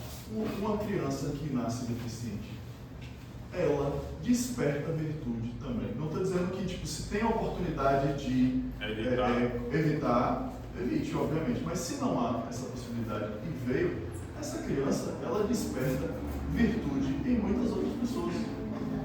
Por exemplo, quantas vezes eu vi uma pessoa com problemas físicos feliz, mais feliz do que eu, e aquilo foi um tapa na minha cara. Caramba, eu sou ingrato pra caramba, mas eu sou um miserável mesmo. Tem essa pessoa aqui que é dependente pra tudo, e ele é mais feliz do que eu. Né? Uma doença, enfim. Então, assim, isso também desperta em toda a família, em todas as pessoas ao entorno, um amor puro, desinteressado, sacrificial. Então, você acaba desenvolvendo um amor muito forte na própria pessoa e na pessoa que veio, certo? E isso serve de exemplo e testemunho desse amor para muitas outras pessoas. Eu não estou dizendo que Deus pensou ali, não, ali eu vou mandar uma pessoa com uma deficiência porque vai acontecer isso. Não necessariamente, entendeu? Mas, por exemplo, na cura do... Posso fazer mais um que eu vi do vídeo de vocês? Se você me permite essa intimidade, né? Porque vocês já falaram aqui da situação que você tem de 2 filhinhos, né? A gente foi para o aniversário lá de filho de Marcos, né? A gente estava lá. Rapaz, aí eu vi o filho de vocês lá. Rapaz, naquele dia eu tava meio borocochô. Tava meio assim, meio triste, assim, pensando em algumas coisas e tal.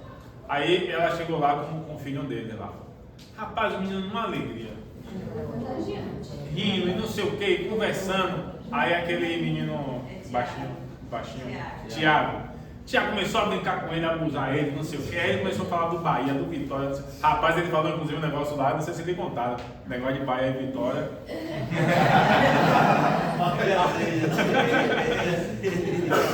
Rapaz, uma alegria. Me disse, olha, rapaz, eu tô aqui triste. Chega um menino numa alegria dessa. Eu sou um vagabundo mesmo. Veja o que você está falando, ou seja, às vezes a gente passa por situações, né, que eu sei que é difícil ter uma criança com deficiência, não é fácil, exige, como você está dizendo, sacrifícios, mas de todo mal, Deus tira um bem. É bom? Não é, mas acontece. E aí vem uma coisa, por isso que eu me interrompi, para falar esse ponto que você tocou, mas é para deixar claro. Deus não castiga ninguém. Deus não deseja o mal a ninguém. Porque a gente tem que ter cuidado, que eu já ouvi muito dizer assim, não, aconteceu isso com essa pessoa porque Deus quis fazer na vida, não. Deus não proporciona o mal. Deus não proporciona dor, nada disso. Deus não proporciona essas coisas. Acontece porque faz parte da natureza. A doença existe porque faz parte da natureza decaída. Mas Deus não fica assim, esse daqui eu vou mandar um filho com essa dificuldade. Esse daqui eu vou... Entende? Acontece porque faz parte da natureza. E Deus deixa que a natureza exista pelas nossas ações, pelas nossas consequências, etc e tal. Eu digo isso, eu estou falando, me permita falar, porque você disse aqui, né? Então, estou citando o exemplo de vocês positivamente nesse sentido. Né? Você falou na questão de que a possibilidade de ter outros filhos, os riscos, etc e tal. Mas isso foi um fato porque vocês dois se uniram. Se talvez vocês se unissem com outras pessoas, tivessem outras situações, mas volta aquilo mesmo que a gente disse, não dá para voltar atrás. Não dá para voltar atrás. A gente tem que viver com as coisas que a gente tem hoje. É bom, não é bom? Não dá para voltar atrás. É a realidade que a gente tem hoje. Então a gente tem que viver conforme o que a gente tem. E usar as ferramentas que a gente tem para viver da forma mais digna, mais santificante possível. Mas a gente não pode ter esse pensamento de um Deus punitivo. Quer dizer, como se Deus gerasse o mal para testar a nossa fé. Não existe isso. Certo? Não existe isso. Porque é a mesma coisa você dizer, volto a usar exemplos mais claros. É a mesma coisa você dizer que duas pessoas se casam, uma é violenta com a outra, e você vai dizer que Deus deixou que o outro fosse violento para poder testar a fé da pessoa que está apanhando? Não pode dizer um absurdo desse. Agora, a pessoa, uma das pessoas, escolheu ter um comportamento violento, é uma escolha da pessoa. Mas você não pode dizer que foi Deus que colocou para testar a fé de Deus. Não existe isso. Percebe o que eu quero dizer? Os males acontecem porque faz parte da nossa realidade humana. E vai acontecer vários problemas com diversas pessoas. A questão é como eu vivo essa realidade que eu vivo e, acima de tudo, confiar na graça de Deus que Ele nos dá, apesar das nossas condições. Porque o que importa é o céu. O que importa é o céu. Se você é pobre, se você é rico, se você é doente, se é deficiente, se tem isso, não tem, se é homem, se é mulher, não interessa. O que importa é o céu. Então, veja a sua realidade de vida, almeje coisas boas, almeje coisas melhores, trabalhe, lute, se esforce, faça tudo que você puder. Não tem problema nenhum. Deus também nos deu essa graça. Deus deu a gente inteligência, Deus deu a gente saúde, Deus deu várias coisas boas para a gente melhorar. Não é para a gente ficar, não, Deus me deu essa vida assim que eu vou ficar aqui parado. Aí é coisa preguiçoso. Não, se esforce, trabalhe. Como é que eu digo? Eu vim de uma família em uma situação de simples, né? De simplicidade, pobreza. Avancei um pouco. Só porque eu avancei, melhorei, eu vou aceitar que meu filho regride? Não, eu quero que meu filho avance mais. Eu estou me esforçando para dar para ele, para que ele vá mais para frente, para que melhore. Seja lá em que aspecto for, para que melhore. Então, a gente deve viver uma vida buscando sempre o melhor. Mas lembrando que o objetivo é o céu. O objetivo é o céu. Espero que vocês não tenham se incomodado de usar o exemplo de vocês, mas porque foi uma coisa que naquele dia, em especial, pelo momento que eu estava, eu disse, rapaz... Na verdade, o testemunho dela é o mesmo nosso. Onde a gente chega, e o que eu sempre falo é isso, que, tipo assim, muitas das vezes nasce um filho e é normal. E inclusive foi um dos testemunhos que aconteceu em alguns lugares. As pessoas hoje a gente tem algumas coisas, carro, casa, até mesmo rim, e o que você mesmo falou. E nada disso tem sentido, desde que já uma simples andar do nosso filho, eu trocaria por um simples andar. Às vezes você tem um filho que está correndo e acabando com tudo e você está reclamando, né? E às vezes às vezes a gente tem um filho que a gente é cadeirante e que ele realmente é alegre, traz contagiante, é um menino que só traz alegria pra gente, mas assim... Tem limitações. Eu trocaria tudo, absolutamente tudo, simplesmente pra ver simples. Então assim, é testemunho que a gente vai falando e é bom até falando porque faz com que a gente realmente não queira voltar a nossa atenção para os bens materiais aqui na Terra, porque realmente o fundamento é alcançar o reino do céu. E, como você falou, mas não tem sentido. Pô. Você passa a vida toda ali trabalhando, aí fala assim, né? Vendo aquilo aí que achou um negócio aí para seu filho andar. Olha, na hora. Opa! Morarei debaixo da ponte, não? Morarei debaixo da ponte para. Na hora. É o valor das coisas. É o valor das coisas. E às vezes a gente só percebe o valor das coisas e a gente confronta. Cada vez que você quiser dar exemplo, a gente está. Porque a gente sabe que é um testemunho de incentivo, realmente, como ele falou aqui, que todas as vezes você está bem, tem saúde, tem tudo, eles reclamam da vida de um jeito que. Aí você vê uma pessoa que tem limitação, que tem deficiência e alega. Chegou a hora, né? Bora. Vamos rezar? Bora. E o Espírito Santo? Pausa aqui. Vamos fazer a oração. Senhor, nós te agradecemos por mais uma vez ouvirmos a vossa palavra. Que o vosso Santo Espírito toque os nossos corações, a nossa vida, a nossa mente, transforme as nossas ações, transforme as nossas dificuldades, as nossas fraquezas, para que assim possamos buscar sempre a virtude, buscar sempre o céu, a vossa graça e o vosso amor. Ajuda-nos, Senhor, naqueles pontos da nossa fé que ainda precisam ser convertidos.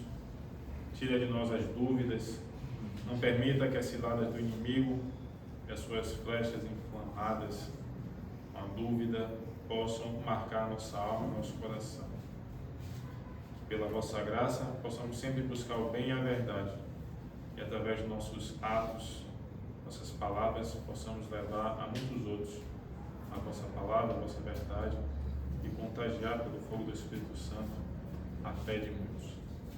Pai nosso, que estás nos céus, santificado seja o vosso nome. Venha a nós o vosso reino. Seja feita a vossa vontade, assim na terra como nos céus. O pão nosso de cada dia nos dai hoje. Perdoai as nossas ofensas, assim como nós perdoamos aqueles que têm ofendido. E não nos deixeis cair em tentação, mas livrai-nos do mal. Amém. Ave Maria, cheia de graça, o Senhor é convosco. Bendita sois vós entre as mulheres, bendito é o fruto do vosso ventre, Jesus. Santa Maria, Mãe de Deus, rogai por nós, pecadores, agora e na hora de nossa morte. Amém. Santo anjo do Senhor, Deus zeloso guardador, se a ti confiou a piedade divina, sempre me rege, me guarde, me governe, me ilumine. Amém. O Senhor esteja convosco. Ele está no meio de nós. Pela intercessão da Sempre Virgem Maria, Mãe de Deus, desça sobre vós a bênção do Deus Todo-Poderoso, Pai e Filho e Espírito Santo. Amém. Os empate nos acompanhem. Nós vamos fazer a chamada rápido.